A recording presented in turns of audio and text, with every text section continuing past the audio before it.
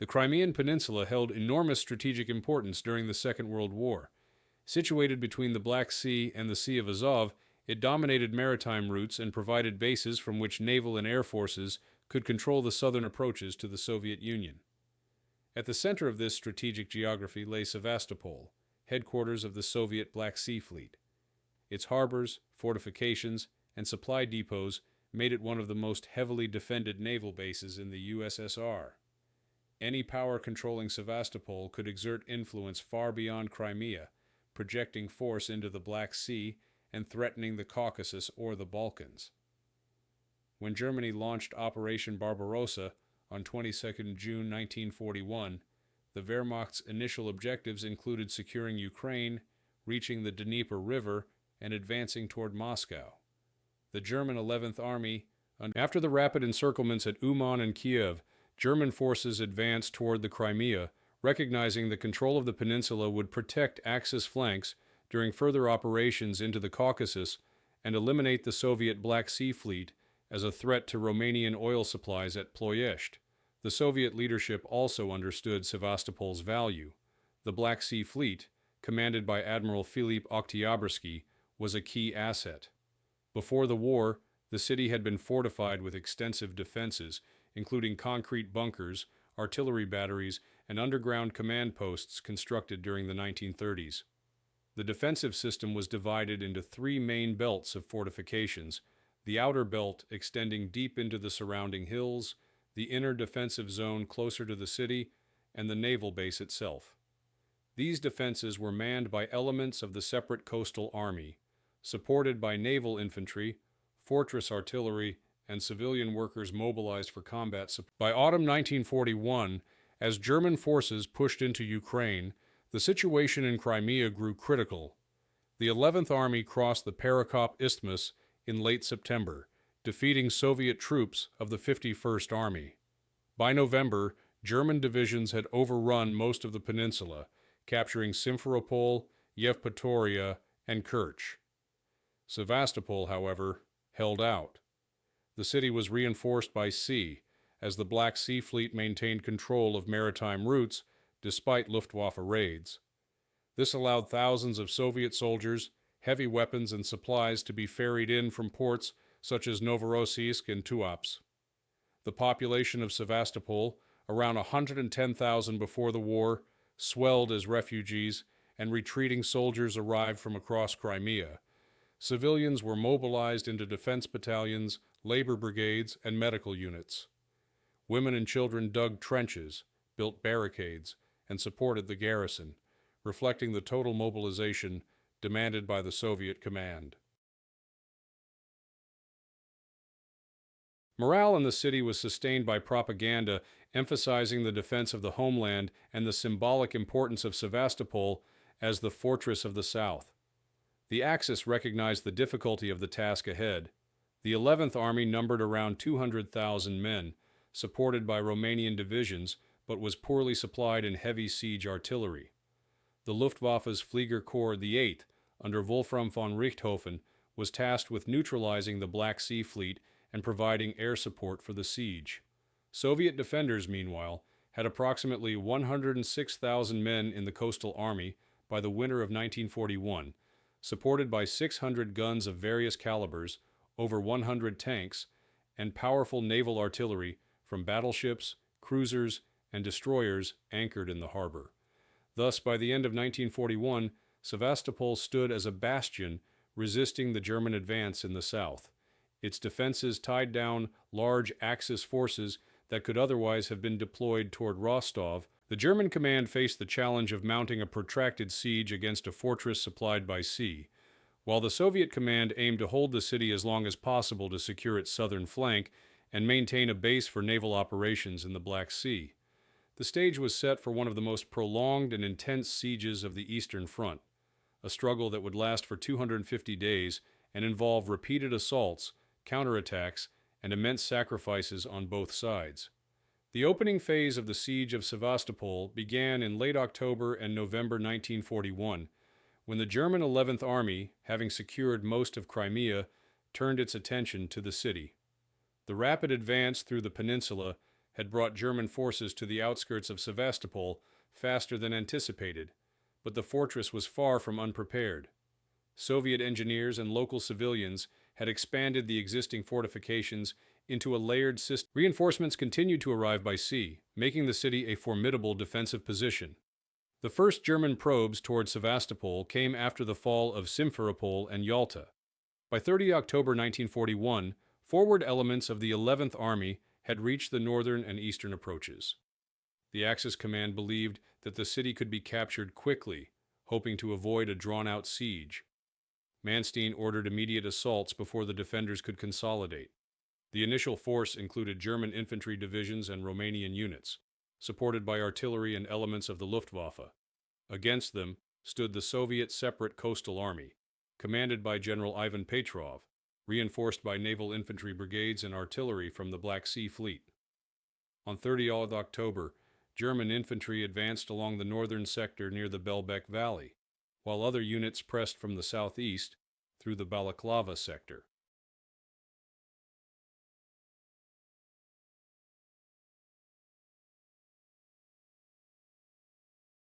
Fighting was fierce from the start, with Soviet artillery firing from fortified batteries such as Battery No. 30, which mounted 305mm naval guns embedded in reinforced concrete emplacements.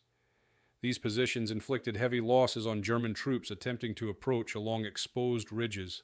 Naval gunfire from battleships like Parizhskaya Kommuna and cruisers anchored in the harbor added additional firepower, striking German troop concentrations and supply lines. Throughout November, the Axis attempted to storm the city. On 9 November, a major attack began on the northern sector, with German divisions pushing toward the fortified line of Makenzievy Gori. Despite concentrated artillery and Luftwaffe support, the advance stalled against determined Soviet resistance. Counterattacks by Soviet infantry and naval brigades regained lost ground, while artillery fire disrupted German attempts to bring heavy weapons forward. In the southern sector, near Balaklava, Romanian divisions struggled to advance through mountainous terrain under constant Soviet fire. Casualties mounted on both sides, with entire villages reduced to rubble by artillery and bombing. The German command recognized by mid-November that Sevastopol would not fall easily. The fortress could only be taken through a systematic siege involving massive artillery and air support. However, the Axis logistical situation was strained. The 11th Army operated at the end of extended supply lines across the Isthmus of Perekop and through limited Crimean roads. Bringing in heavy siege artillery, including 600mm mortars and the 800mm Dora gun, required time and resources. For the moment, the Germans had to rely on infantry assaults and tactical bombing, neither of which could overcome the layered Soviet defenses. The Soviet side continued to strengthen its position. By mid-November, over 20,000 additional troops had been landed at Sevastopol by the Black Sea Fleet. Supplies of ammunition, food, and medical equipment were transported from Caucasian ports despite the risk of German air attacks. The morale of the defenders remained firm, bolstered by the knowledge that their stand tied down significant German forces and protected the Soviet rear in the Caucasus. Soviet propaganda portrayed Sevastopol as an impregnable fortress, emphasizing the sacrifices of both soldiers and civilians. The weather added to the difficulties. November rains turned roads into mud, slowing the transport of heavy artillery. The onset of winter brought freezing temperatures, further complicating logistics and combat operations. For the defenders, the cold was endured in trenches and underground shelters, while for the attackers, exposure and supply shortages strained morale. Yet neither side withdrew. By early December 1941, the Germans had abandoned hopes of a quick victory. Their initial assaults had failed, costing thousands of casualties without decisive gains. The Soviets had demonstrated that Sevastopol could withstand sustained pressure, supplied by sea, and protected by some of the strongest fortifications on the Eastern Front. The stage was set for a protracted siege, in which both sides would commit increasing resources, in a struggle that promised to become one of the defining battles of the Black Sea theater. After the failure of initial assaults in November 1941, the siege of Sevastopol entered a new phase defined by deliberate planning and the mobilization of enormous resources on both sides. The German command, under General Erich von Manstein, recognized that the fortress could not be taken by surprise or light infantry action. A full-scale siege. The Soviets, under General Ivan Petrov and Admiral Philipp Oktyabrski, prepared to counter these efforts with reinforcements, naval support, and an increasingly desperate defense of the city. The strategic goals for the Germans were clear: to capture Sevastopol and neutralize the Soviet Black Sea Fleet, thereby securing the southern flank for future operations into the Caucasus. For the Soviets, the objective was equally straightforward: hold Sevastopol at all costs, deny the Axis control of Crimea, and protect maritime routes vital for communications with the Caucasus and the wider Black Sea. Both sides understood the symbolic value of the battle as well. For the Germans, a victory would showcase their ability to overcome a heavily fortified naval base. For the Soviets, continued resistance was a demonstration of national resolve. Logistics became the central focus of planning. For the Germans, supply lines stretched from Romania through the narrow Perekop Isthmus into Crimea, vulnerable to Soviet air raids and partisan activity. Moving the heavy siege guns needed for the operation was a colossal task. Among the weapons deployed was the 600mm Karl Gerät mortar, capable of firing shells weighing up to 2 tons, and the 800mm Schwerer Gustav Dora, the largest artillery piece ever used in combat. Transporting and assembling these weapons required weeks of preparation, thousands of laborers, and specialized rail systems. The Luftwaffe's Fliegerkorps E-8 under Wolfram von Richthofen was tasked with providing continuous air cover and conducting bombardments against Soviet positions and shipping. The Soviets also faced immense logistical challenges. Sevastopol's only reliable lifeline was the sea.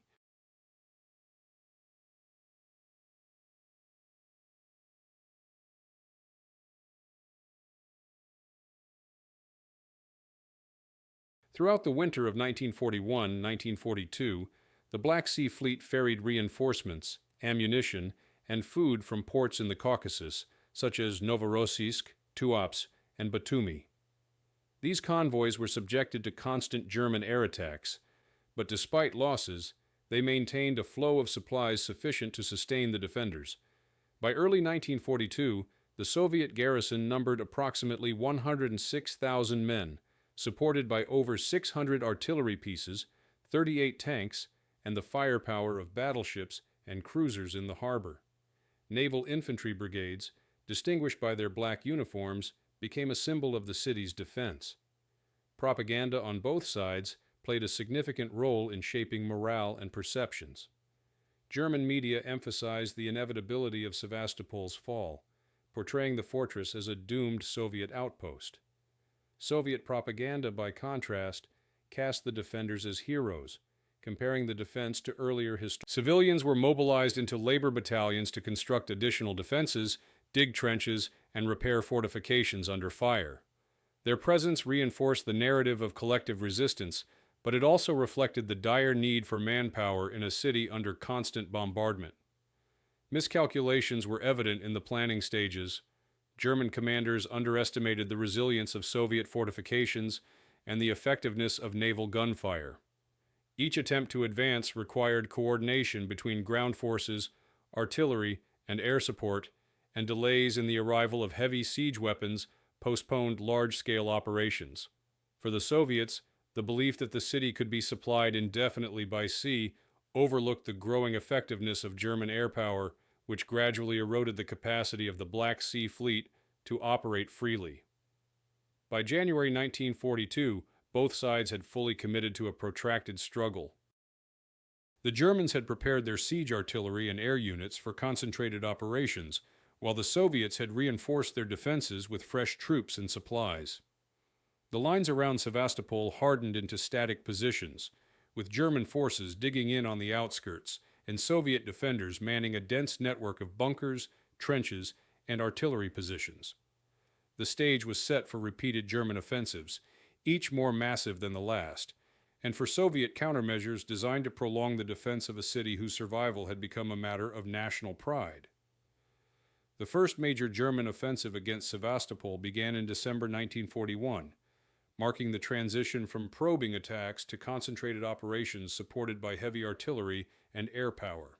Manstein's 11th Army, reinforced by German and Romanian divisions, sought to break through the northern and eastern defensive belts of the fortress.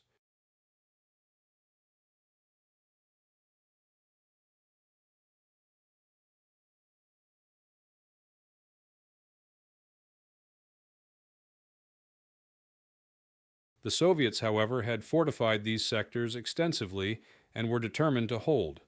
The fighting in this opening engagement set the tone for the months that followed, brutal, attritional, and costly for both sides. The German plan for December focused on the northern sector near the Belbek Valley and the central approaches along the Severnaya Bay. Infantry divisions, supported by artillery and close air support from the Luftwaffe, were tasked with breaching Soviet lines and capturing key hills overlooking the city. To the south, Romanian units advanced in the Balaklava sector, attempting to cut off supply routes and seize high ground. In total, Manstein deployed approximately 11 divisions, though his forces were stretched thin by the demands of the wider Crimean campaign. On 17 December 1941, the offensive opened with a massive artillery bombardment. Hundreds of guns pounded Soviet positions for hours, followed by concentrated Stuka dive bomber raids. German infantry advanced behind this firestorm, gaining ground in several places and seizing forward trenches. The Soviets responded with counterattacks by naval infantry brigades and fortress artillery firing from concealed batteries. The naval guns of Battery No. 30 and Battery No. 35, equipped with 305 mm and 180 mm guns, played a decisive role. Firing from hardened bunkers, they targeted German concentrations and disrupted attacks, while ships in the harbor added long-range fire. The fighting in the northern sector was particularly intense. German troops attempted to capture the Mackenzievi Gori Heights, a key defensive position dominating the approaches to Severnaya Bay. Over several days, the area changed hands repeatedly. Soviet defenders, supported by reinforcements ferried in at night, launched counterattacks that retook trenches and inflicted heavy losses.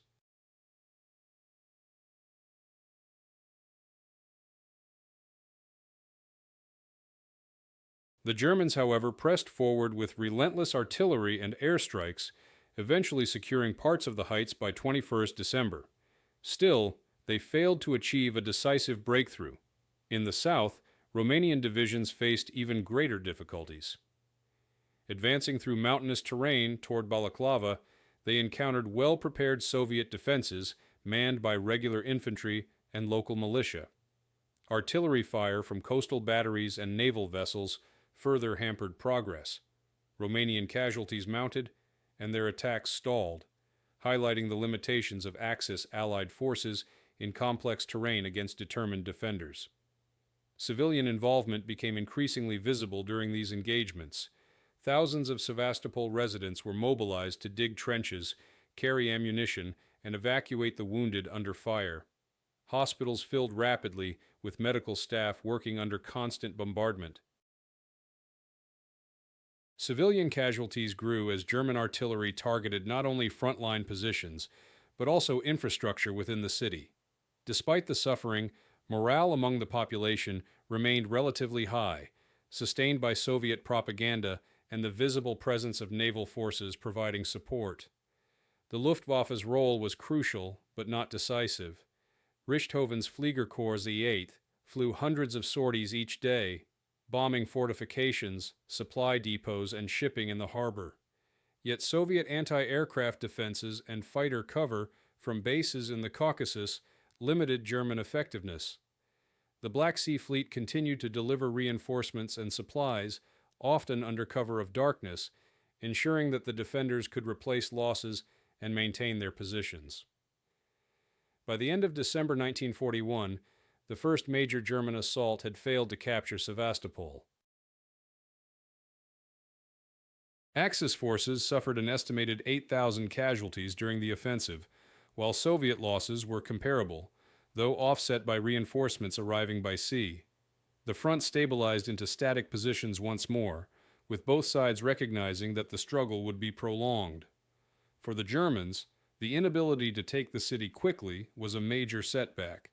For the Soviets, the successful defense reinforced confidence that Sevastopol could endure, even under relentless pressure.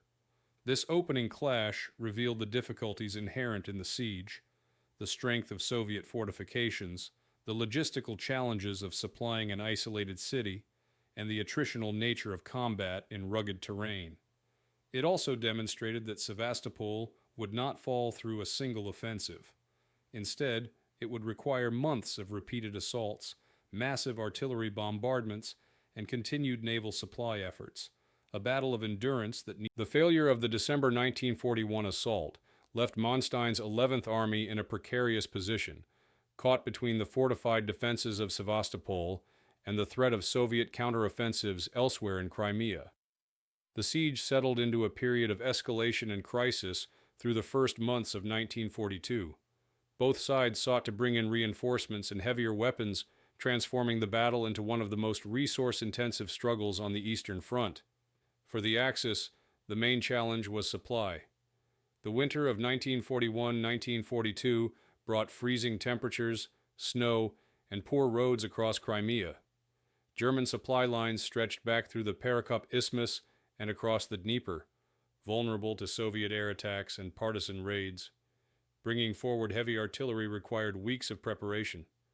Among the weapons slowly moved into position were the massive Karl Jurat 600mm mortars. Each of these weapons required hundreds of men to operate and special logistics to transport ammunition weighing several tons. The Soviets, for their part, faced their own crisis. By January 1942, the garrison of Sevastopol numbered around 106,000 men, organized into the separate coastal army. Supplies arrived almost exclusively by sea. Convoys from Novorossiysk, Tuapse, and Batumi crossed the Black Sea under constant threat from German bombers and submarines. Losses were frequent. Ships were sunk in harbor raids, and cargo vessels were hit en route, depriving the defenders of vital ammunition or food. Nevertheless, enough supplies reached the city to maintain the fight.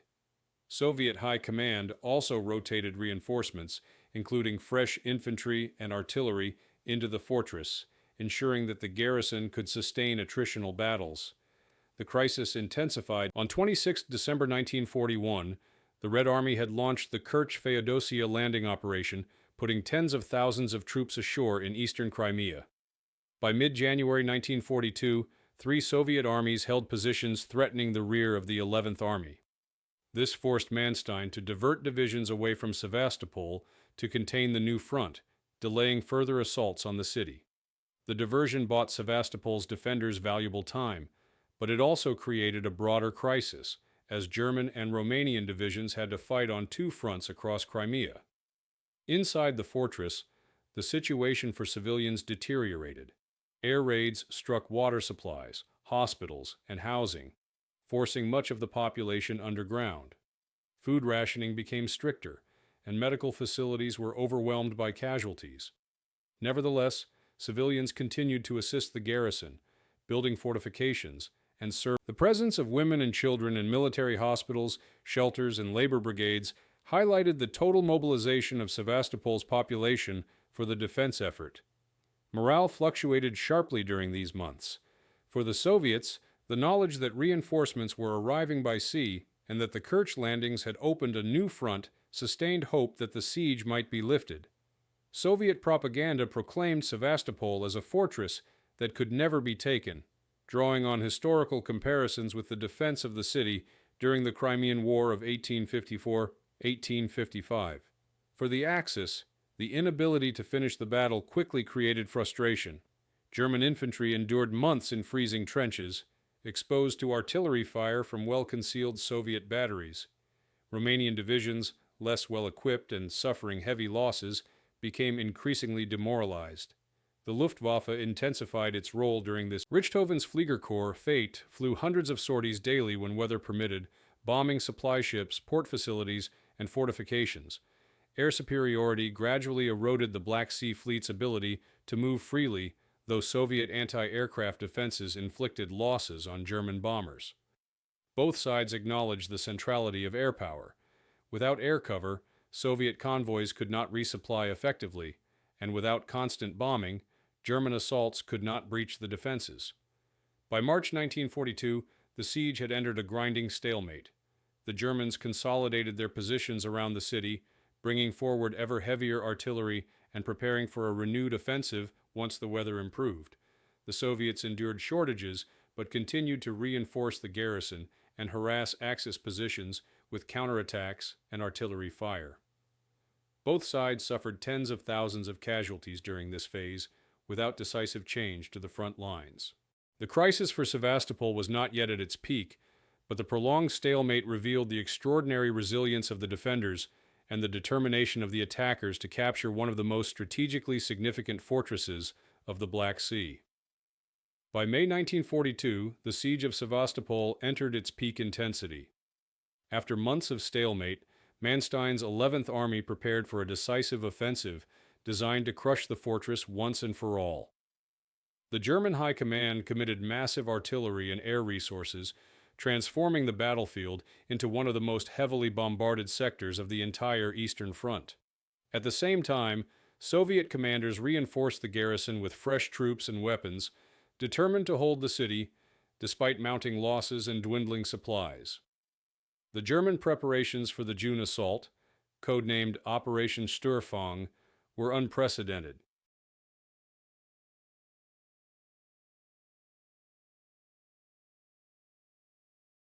By late spring, the 11th Army fielded 9 German and 7 Romanian divisions, totaling around 204,000 men, supported by over 600 artillery pieces. Among these were some of the largest siege guns ever deployed, including the Karl Gerät 600mm mortars and the Schwerer Gustav Dora 800mm railway gun, which fired shells weighing up to 7 tons. These weapons were designed specifically to penetrate Sevastopol's reinforced concrete bunkers and coastal batteries. The Luftwaffe deployed Fliegerkorps 8 with more than 600 aircraft, providing constant bombing and close air support. The Soviets responded with a buildup of their own. By early June, the garrison numbered approximately 118,000 soldiers of the separate coastal army, supported by 600 artillery pieces, 38 tanks, and the naval guns of the Black Sea Fleet. The Soviet defensive system was formidable. 3 defensive belts encircled the city, anchored by natural features such as valleys and ridges, and strengthened with bunkers, minefields, and underground tunnels. The most famous of these positions were the massive Battery No. 30 and Battery No. 35, coastal fortresses armed with heavy naval guns capable of striking German positions up to 30 kilometers away. The offensive began on 2 June 1942 with a week-long artillery bombardment, one of the largest in the war up to that time. Thousands of tons of shells were fired at Soviet defenses, while the Luftwaffe dropped thousands of bombs in continuous raids. The noise of the bombardment could be heard across the Black Sea. German and Romanian infantry prepared for the ground assault, but Soviet defenders held firm in their bunkers and underground shelters, emerging after each barrage to return fire. On 7 June, the ground attack commenced.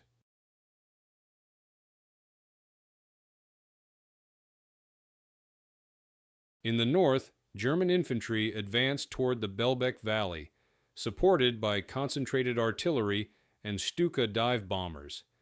Progress was slow and costly, as Soviet defenders resisted from fortified trenches and used counterattacks to delay German gains. In the center, German divisions pushed toward the Sapun Ridge, a critical defensive line east of the city. Here, too, the Soviets resisted fiercely, with naval artillery providing fire support that devastated advancing infantry. In the south, Romanian divisions attempted to seize positions near Balaclava, but they suffered heavy casualties against entrenched Soviet forces. Civilian life during this peak of the siege became increasingly desperate. Bombardments destroyed water supplies, power stations, and housing. Civilians lived in caves, tunnels, and makeshift shelters, enduring constant shelling and shortages of food. Casualties among the civilian population rose sharply as the Luftwaffe targeted not only military positions but also the city itself. Despite the suffering, many civilians continued to support the garrison, assisting in fortification work, carrying ammunition, and providing medical aid to the wounded. By mid-June, German forces had made significant gains despite heavy losses. In the north, they captured several key hills overlooking Severnaya Bay. In the center, after days of brutal fighting, they forced Soviet defenders off parts of the Sapun Ridge. The use of colossal artillery, including shells from the Dora gun, destroyed several fortified bunkers that had withstood earlier bombardments. Yet progress remained slow, and the cost in manpower was high. Estimates suggest that by 20th June, Axis forces had already suffered over 20,000 casualties. For the Soviets, ammunition stocks were dwindling, food was scarce, and the naval supply line was increasingly cut by Luftwaffe raids. Nevertheless, Soviet defenders held on, retreating from one defensive line to another while inflicting heavy casualties. Propaganda emphasized the symbolic importance of Sevastopol, urging defenders to fight for every street and trench. The resistance stiffened German resolve to finish the battle, but also highlighted the extraordinary cost required to capture the city. By late June 1942, the siege reached a climax. German and Romanian forces had breached the outer defensive belts and stood within reach of the final Soviet positions around the harbor and coastal batteries. The heaviest fighting of the entire siege lay ahead, as both sides prepared for the last and most decisive phase of the struggle for Sevastopol.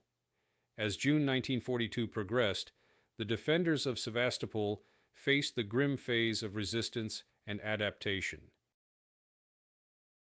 The initial German assaults had shattered parts of the outer defenses, but Soviet forces refused to yield the city.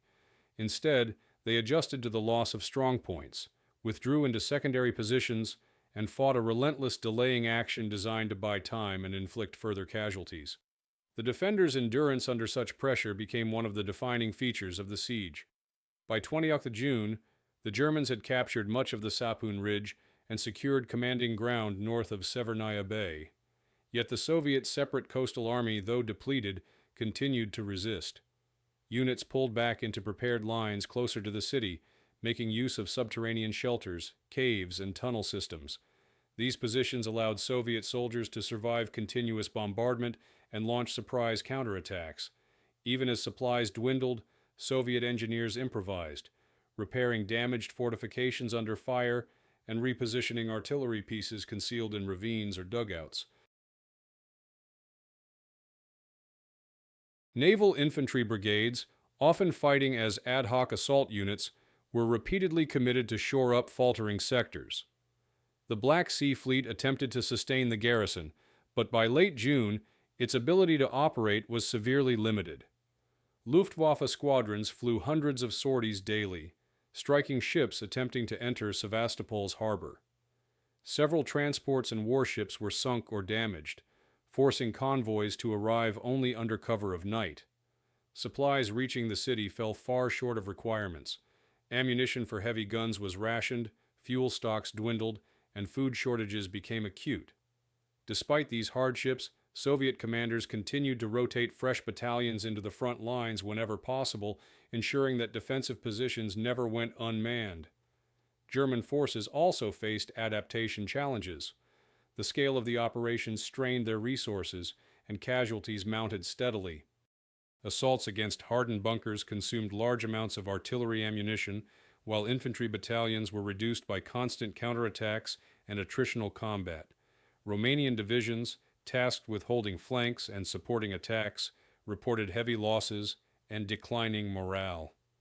To maintain momentum, German commanders concentrated elite units and increased reliance on heavy artillery and Stuka dive bombers to pulverize resistance before each advance. Civilians endured some of the harshest conditions during this phase. Much of Sevastopol's infrastructure lay in ruins, with water lines severed, power stations destroyed, and hospitals overwhelmed. families sheltered in caves or cellars, emerging only at night to search for food or assist in fortification work. The resilience of the non-combatant population became an integral part of the city's defensive capacity. Psychologically, the defenders adapted to the siege by reframing the battle as a test of endurance rather than a struggle for territory. Soviet propaganda stressed that every day of resistance tied down German divisions that could otherwise be deployed to the summer offensive toward the Caucasus. This message sustained morale even as conditions worsened.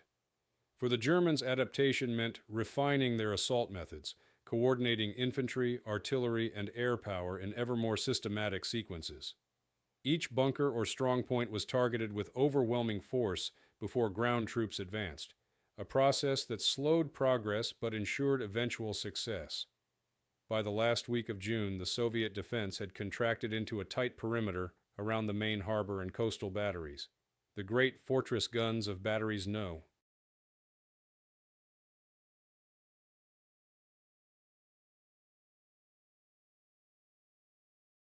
30 and 35 continued to fire despite relentless bombardment, striking German troop concentrations and delaying assaults. These batteries became focal points of resistance, requiring concentrated German efforts to neutralize them. Inside the city, Soviet soldiers and civilians prepared for street fighting, fortifying buildings and constructing barricades. The adaptation of tactics to urban warfare underscored the determination to prolong the defense, even as relief from outside became increasingly unlikely. The resistance of Sevastopol in this period highlighted the interplay of military discipline, improvisation, and civilian participation. Though vastly outgunned and increasingly isolated, the defenders adapted to each new German thrust, forcing the attackers into costly battles for every ridge, bunker, and trench.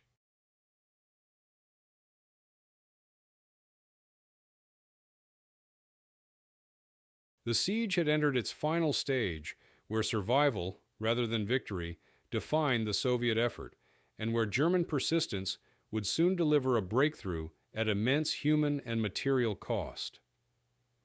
By the final days of June 1942, the battle for Sevastopol reached its turning point. The German 11th Army, having pounded the fortress with weeks of bombardment and costly infantry assaults, began to achieve decisive breakthroughs. Soviet defenses, though still fierce, were collapsing under relentless pressure, dwindling supplies, and the gradual destruction of their most critical strongpoints. The end of the siege was now measured in days rather than weeks. The German assault intensified on 29 June with a concentrated push against the northern and central Stuka squadrons struck daily, hitting trenches, artillery batteries, and even underground shelters. Infantry divisions, supported by assault engineers, pressed forward into shattered defenses. In the Belbek Valley, German troops captured positions dominating Severnaya Bay, cutting off northern defenders from retreat into the city. Soviet counterattacks grew fewer and more desperate. Ammunition shortages forced commanders to conserve artillery shells, and many units resorted to close combat with limited support. Naval infantry brigades, once a symbol of resilience, were reduced to fragments of their original strength. Still, they fought rearguard actions, buying time for the withdrawal of other units into the innermost defensive lines. General Ivan Petrov and Admiral Philip Oktyabrski attempted to coordinate the last stages of the defense, but communications broke down as command posts were destroyed by shelling. Orders often arrived late, and units fought largely on their own initiative. The fall of key defensive points marked the irreversible collapse. On 30th June, German forces captured Fort Stalin and several surrounding positions, opening the way toward Battery No. 30. After days of continuous bombardment, the fortress was stormed, its heavy naval guns silenced.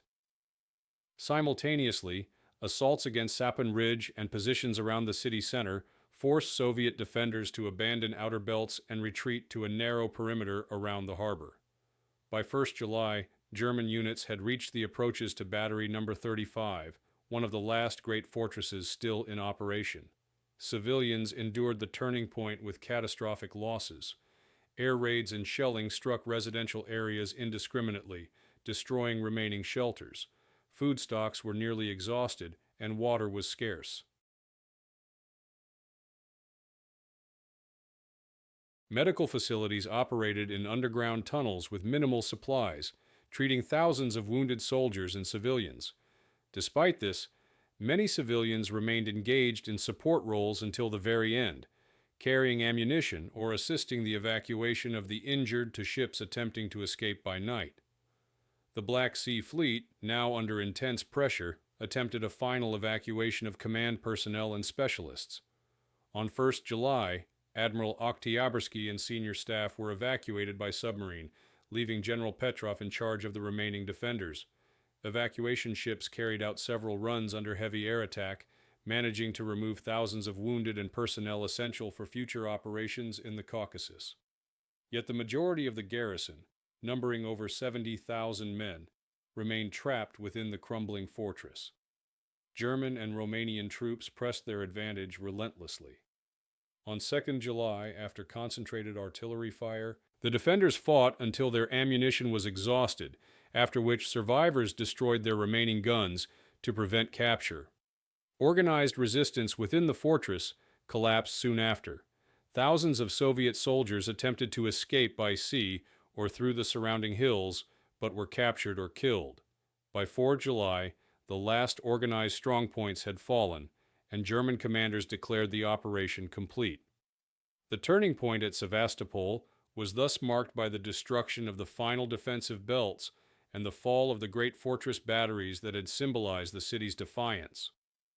After 250 days of continuous siege, the fortress that had resisted since October 1941 was finally overrun. The consequences for both sides would be immense, reshaping the strategic situation in the Black Sea and the wider southern front of the war.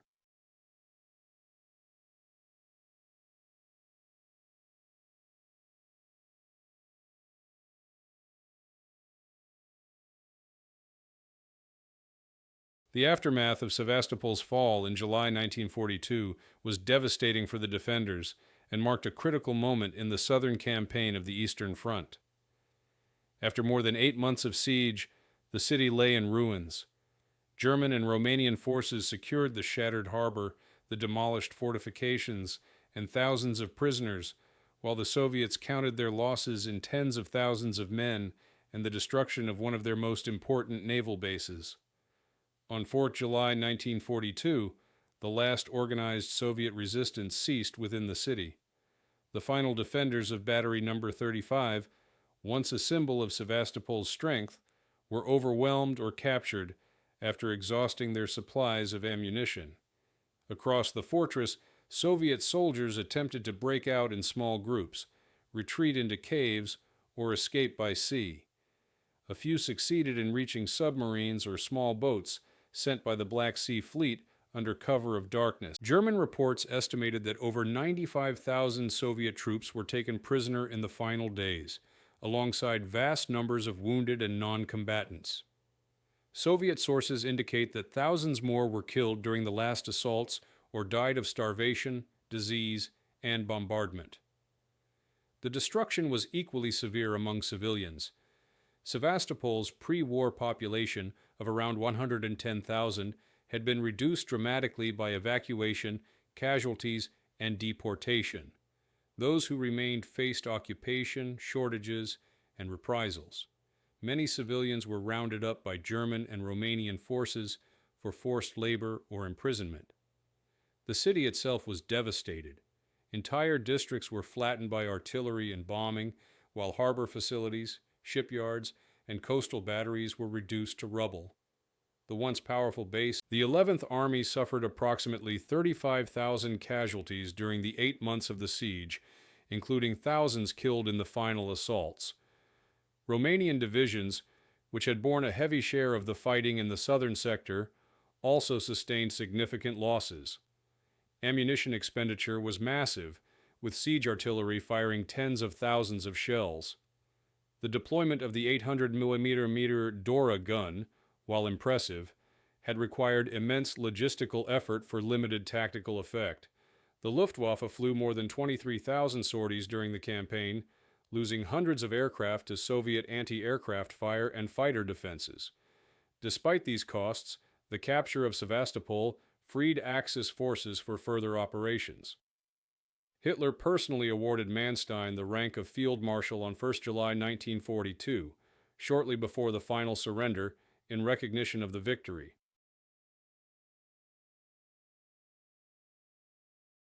The 11th Army, however, was soon redeployed north to support the siege of Leningrad and operations around Stalingrad, leaving Crimea garrisoned but not strongly reinforced. This redeployment meant that the Axis could not fully exploit the conquest of Crimea in subsequent months. For the Soviets, the loss of Sevastopol was a severe blow. The Black Sea Fleet lost its main base and was forced to operate from Caucasian ports under increasingly difficult conditions. Soviet propaganda, which had hailed the city's defenders as heroes, now emphasized the length of resistance, 250 days, as proof of endurance and sacrifice. The losses were enormous, more than 100,000 men killed, wounded, or captured, along with hundreds of artillery pieces, tanks, and aircraft. Yet the defense had tied down significant Axis forces for months, delaying their commitment to the summer offensive toward the Caucasus. The humanitarian crisis left in the wake of the battle was immense.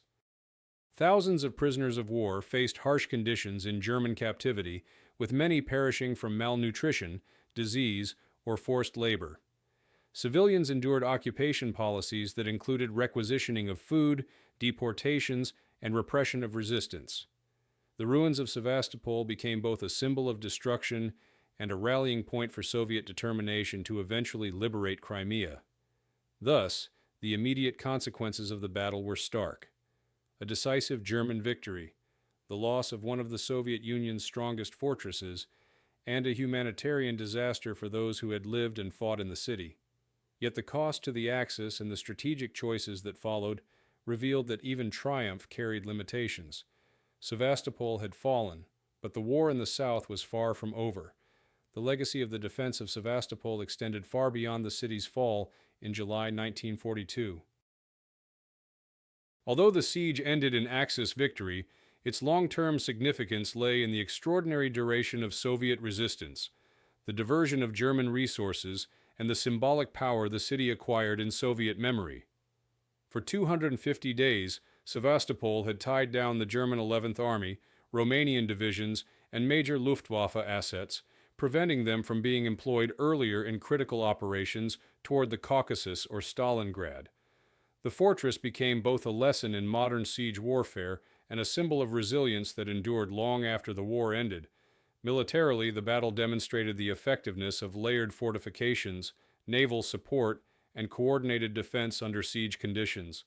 The Soviet garrison, initially numbering around 106,000 men and later reinforced to over 118,000, had resisted despite being cut off by land. Naval artillery and supply convoys prolonged the fight. The fact that it required months of bombardment, the deployment of colossal weapons, such as the 800mm Dora gun, and over 23,000 Luftwaffe sorties to break the fortress, underscored the scale of German effort. For the Axis, Sevastopol was a costly success. German and Romanian forces suffered about 35,000 casualties and expended enormous quantities of ammunition and fuel. The victory, while spectacular, yielded limited long-term benefit. The 11th Army was redeployed away from Crimea almost immediately, leaving only garrison troops behind. For the Soviet Union, the fall of Sevastopol was a tragedy, but also a source of pride. The losses were immense. Over 100,000 men killed, wounded, or captured, alongside thousands of civilians. The Black Sea Fleet lost its most important base, forcing it to operate from Caucasian ports under constant Luftwaffe pressure. Yet the defense became a cornerstone of Soviet wartime propaganda. Survivors of the siege, including naval infantry brigades and fortress gunners, were honored as defenders of the motherland. The narrative of Sevastopol as a hero city took shape during the war and was officially recognized in 1945, when it was among the first Soviet cities awarded the title Hero City of the Soviet Union. The wider impact on the Eastern Front was also significant. By tying down Axis forces for nearly 8 months, Sevastopol influenced the timing of German operations elsewhere. The delayed clearance of Crimea meant that the 11th Army could not participate in the opening stages of Operation Blue, the 1942 summer offensive toward the Caucasus and Stalingrad. When Manstein's divisions were eventually redeployed, the strategic situation had already shifted, and their absence in the critical battles of the summer left Germany overstretched. Thus, while the fall of Sevastopol gave Germany control of Crimea and the Black Sea coast, it also contributed indirectly to the difficulties that culminated in the disaster at Stalingrad later that year. Culturally and politically, the memory of Sevastopol became a defining part of Soviet wartime identity. The defense was compared to earlier sieges in Russian history, particularly the Crimean War of 1854-1855, creating a sense of historical continuity. In post-war commemorations, monuments, museums, and films celebrated the city's resistance. The ruins of batteries number 30 and 35 were preserved as memorials to the defenders. The suffering of civilians was also incorporated into the broader Soviet narrative of total war, emphasizing unity between the armed forces and the population. For Germany, the battle provided short-term prestige but little lasting strategic advantage. The propaganda value of the victory was emphasized at the time, with Hitler awarding Manstein the rank of Field Marshal. Yet historians have since noted that the resources invested in the siege outweighed the benefits. The city's capture secured Crimea and denied the Soviets their main Black Sea base, but it did not break Soviet resistance in the south. Instead, it foreshadowed the enormous costs of prolonged operations on the Eastern Front, where even victories drained German strength. The defense of Sevastopol thus stands as both a tragedy and a triumph. For the defenders, it meant destruction, loss, and occupation, but also a legacy of honor. For the attackers, it was a demonstration of power, but also of the limitations of military might when confronted by determined resistance.